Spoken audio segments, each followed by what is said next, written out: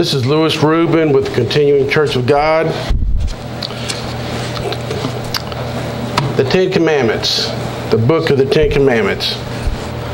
How many of you have actually read the book, the Ten Commandments? Well, maybe like myself, I thought it was something that I already had, already knew back in catechism and Catholic Church. That was one of the first things that I can remember ever doing in Catholic Church was the Ten Commandments. The way the nun described it is every time I sin, I get a little black mark on my soul. And so, I just thought that was something, okay, I got it. Let me go on to something that's more interesting. So, it's with Church of God people, that's one of the basic things that we understand is that we must practice the law. And so,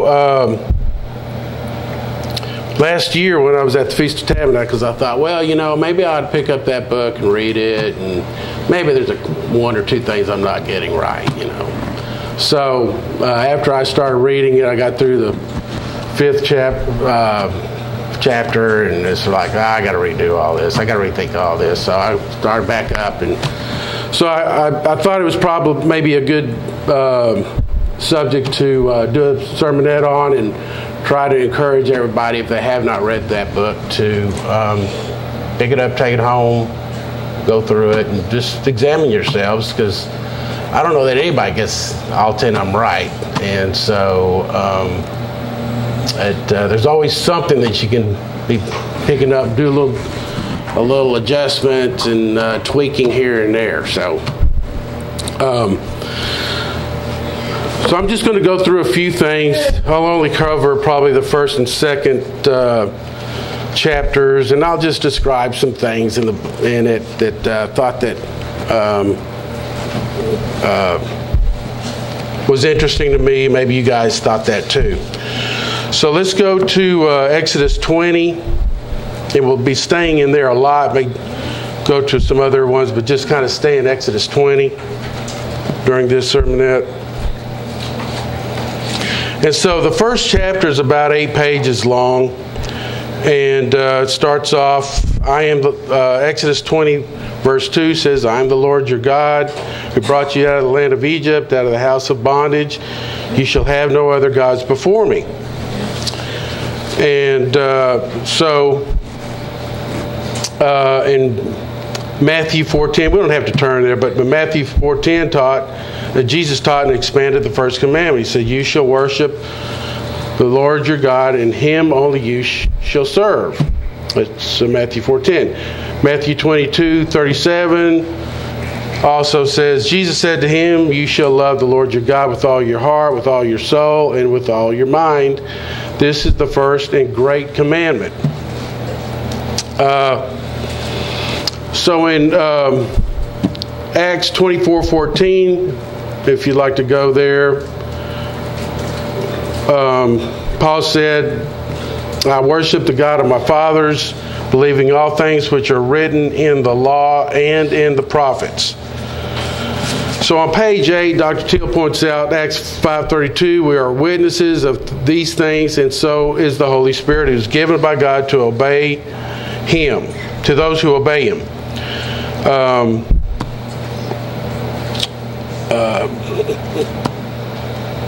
Also, Acts 5:29, Peter and the apostles replied, we must obey God rather than any human authority.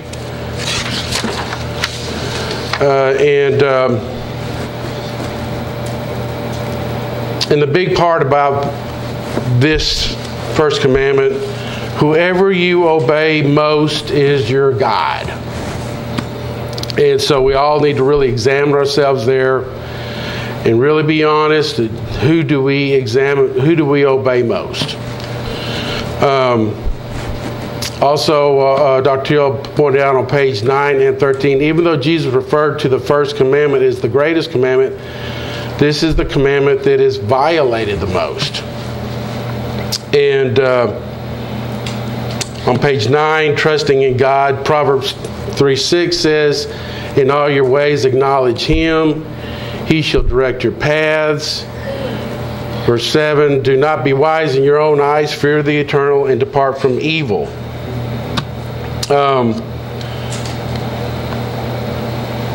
And at the end of each chapter, there's some reminders that most mainstream Christians think that the Ten Commandments were done away with, and the author points out that the first commandment was before Sinai, from Jesus and after Jesus' death. The Bible shows the first commandment was in place before Mount Sinai, and cites 8 scriptures. Also, Jesus taught and expanded the first commandment and cites 4 scriptures. And then after Jesus was resurrected, the New Testament taught the first commandment and cites 9 scriptures. So, going on to the next chapter, the next commandment, which would be Exodus, starts out at Exodus 20, verse 4. But it starts off in the book where it says, in the second commandment section, Dr. Teal starts off by saying, humans apart from God are carnally minded, and then it goes to Romans 8, verse 5. Let's go to that. Romans 8, verse 5. And we'll go through to verse 8. Where it says, for those who live according to the flesh set their minds on the things of the flesh, but those who live according to the Spirit, the things of the Spirit. To be carnally minded is death, and to be spiritually minded is life and peace.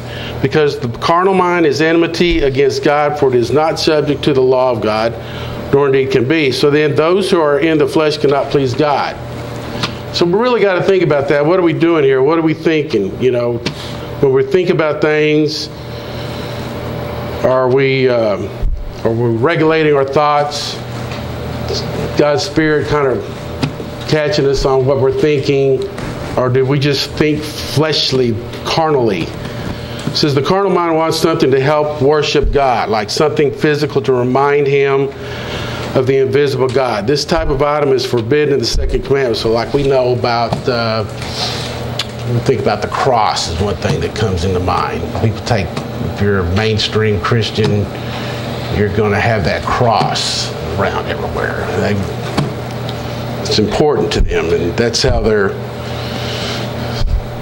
look at it and pray to it. You know, I've seen there's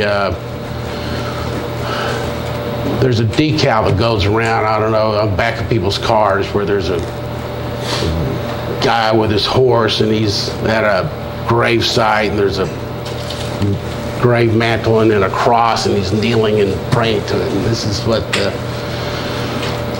a lot of people kind of in their mind think is what you're supposed to do, and we're not.